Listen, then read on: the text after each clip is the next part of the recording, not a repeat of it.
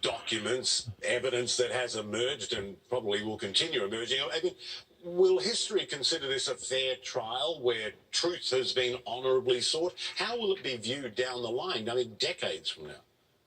Well, I think it's going to be viewed down the line as sort of a sham. It started when Mitch McConnell, the Senate Majority Leader for the Republicans, announced that he was going to be working with the White House, working with Trump.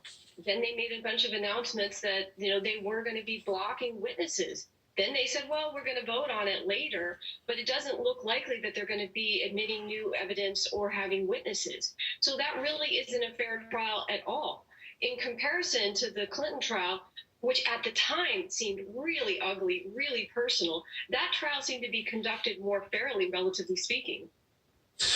I wanted to ask you about the Lev Parnas tape because it's made a lot of headlines here. And again, Donald Trump repeatedly claimed he didn't know this man, Lev Parnas. Now, on top of the many, many photographs, we have this recording that, I mean, you've got the president basically talking about state business and the removal of an ambassador at a dinner with a guy he apparently doesn't know. I mean, you have to, what do you make of that? And also, you've got to wonder what Parnas's motivation was too. Why was he making these comments? At the time that this happened, he wasn't fully involved with Rudy Giuliani.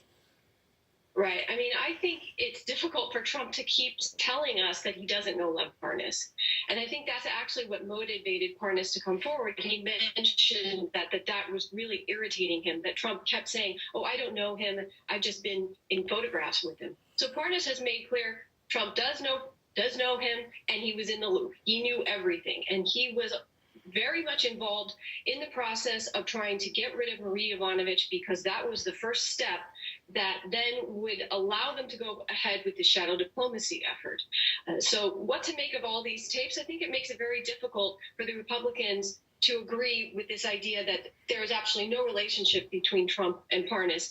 And I think the Republicans would have to admit that Parnas was a shady character during this time.